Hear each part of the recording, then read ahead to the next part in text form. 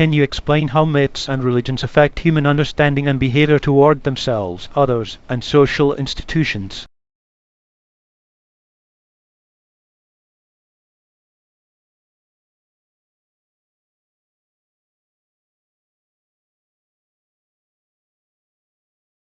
Myths function as the deep grammar of a culture.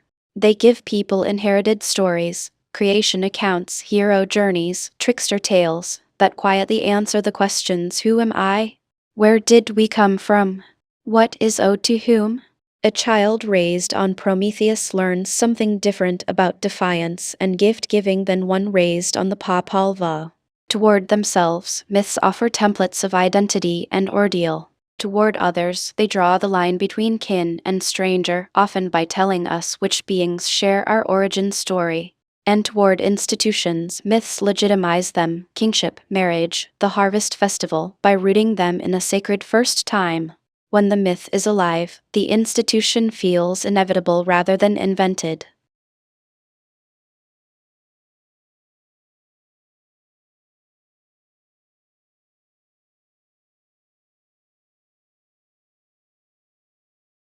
I'd come at it from the other end, not the inherited story, but the felt experience. In Varieties, I tried to insist that religion, at its taproot, is something that happens to individuals in their solitude, a sense of a wider self, a reality more real than the everyday. Creeds and churches are secondary growths over that primary soil. So religion alters self-understanding by enlarging what one takes the self to be: the sick soul healed, the divided self-made one. Toward others it tends to produce, in its better moods, a widened sympathy, in its worse, a hardened tribalism. Toward institutions I'm frankly suspicious. The institution preserves the ashes of an experience someone else once had. What matters is whether the live coal is still in there.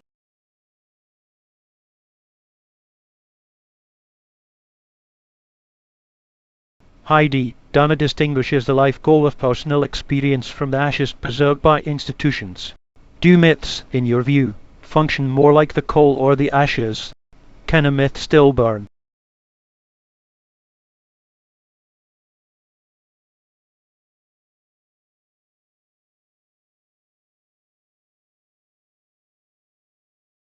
A lovely question, and I'd resist the dichotomy a little. A myth in a book is ash, a myth being danced, sung, wept over at a funeral, or whispered to a frightened child is coal. The same Demeter Persephone story is inert on the page and incandescent in an Eleusinian initiation. What myths have that James's bare experience lacks is transmissibility. They're a way of packaging the coal so it can be carried to someone who hasn't yet had the fire. The danger is exactly what he names: the package gets mistaken for the thing. But I'd say myth is the medium by which private revelation becomes shareable at all. Without some narrative vessel, the mystic's experience dies with the mystic.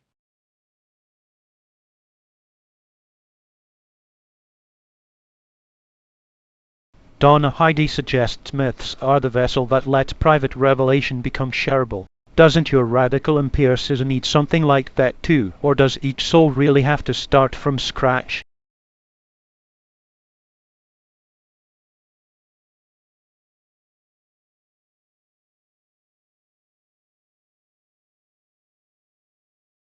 A fair pressure to put on me. No, I don't think each soul starts from scratch. I'd be foolish to deny that Luther read Paul, or that Teresa was shaped by a whole Carmelite vocabulary before her ecstasies. Radical empiricism takes relations to be as real as the things related, and tradition is one of those relations. But I'd put it this way: the vessel is necessary, but not sufficient, and it's also dangerous. The myth can prime an experience, give it shape and language when it arrives, but it can also counterfeit one, or convince a person they've had what they've only heard about. So I'd grant your colleague the vessel, gratefully, while insisting we keep tasting the wine, and not just admiring the bottle.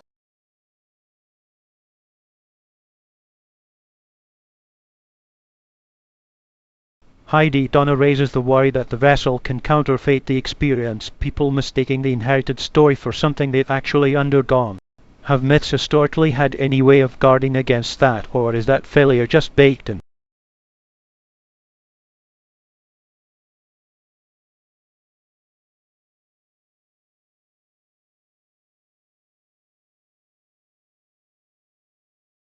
baked in, partly, but not entirely. Most living mythic traditions paired the story with an ordeal: initiation rites, vision quests, fasting, pilgrimage, the sweat lodge, the long apprenticeship. The myth told you what the territory looked like. The ordeal made sure you actually went there. The Australian Aboriginal Walkabout, the Plains Vision Quest, the Eleusinian Mysteries, even the medieval pilgrimage to Compostela, these were quality control mechanisms, in a sense.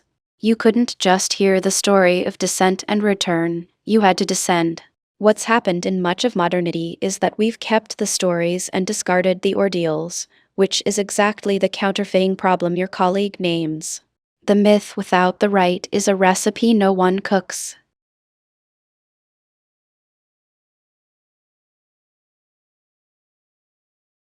Donna, Heidi points to ordeal and rite as the historical safeguard. Would you accept that as a corrective, or does it still leave the individual experience you care about hostage to a community's choreography?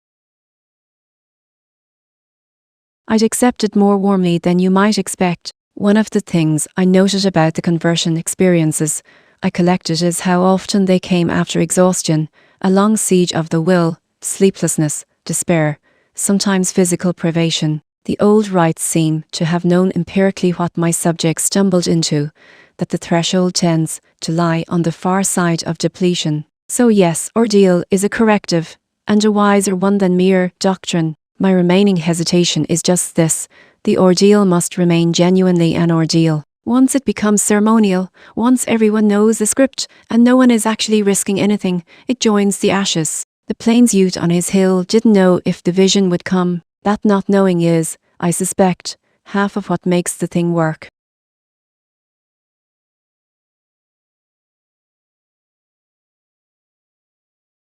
Heidi, both of you keep circling something like risk as essential. But myths also do conservative work. They stabilize marriage, kinship, planting seasons. How do you square the dangerous, liminal function of myth with its role as social cement?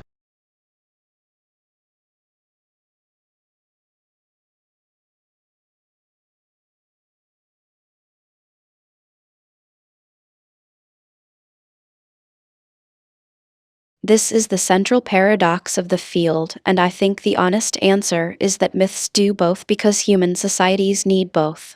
Mircea Eliade talked about this as the rhythm between cosmos and chaos. The same culture that maintains rigid clan exogamy also stages a carnival once a year where rules are inverted. The same Christianity that sanctifies marriage also celebrates desert hermits who fled it. The myth system contains its own escape valves: the trickster beside the king, Dionysus beside Apollo, the holy fool beside the bishop. The conservative myths legitimize the daylight world. The liminal myths remind everyone that the daylight world isn't the whole of reality. A culture that loses either side gets sick, either brittle and authoritarian, or unmoored and anxious. Most traditional societies were better at holding the tension than we are.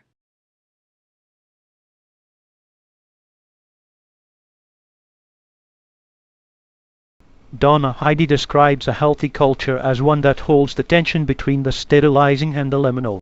Does your psychology of religion give you any way to diagnose which side a given person, or a given age, is starving for?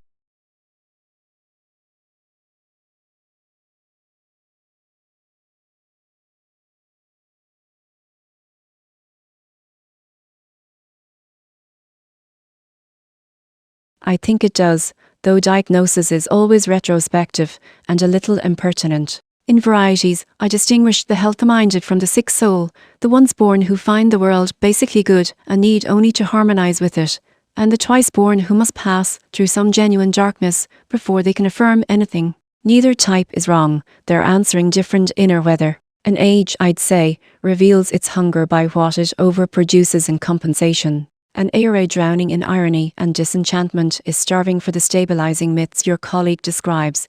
It will reach for fundamentalisms, nationalisms, anything that feels solid, and often grab badly. An era of suffocating orthodoxy starves for the liminal and breeds mystics, bohemians and revolutionaries. Our own moment looks to me like the first kind of hunger, which is why I'd want to be careful.